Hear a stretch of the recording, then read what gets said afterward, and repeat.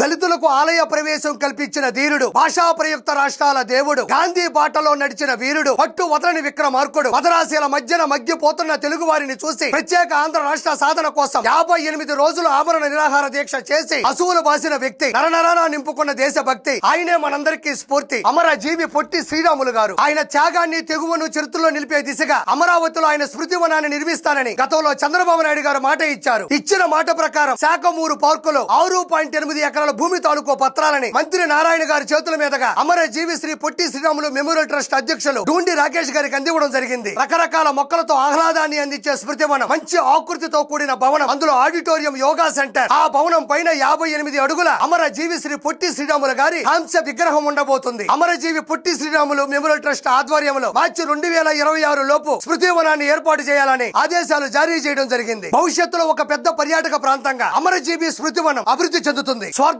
లేకుండా నిస్వార్థంగా మనిషి మనుగడ కోసం మరణించిన అమరజీవిని గుర్తు పెట్టుకోవాలని గుడి కట్టిస్తున్నందుకు నారా చంద్రబాబు నాయుడు గారికి నా సెల్యూట్.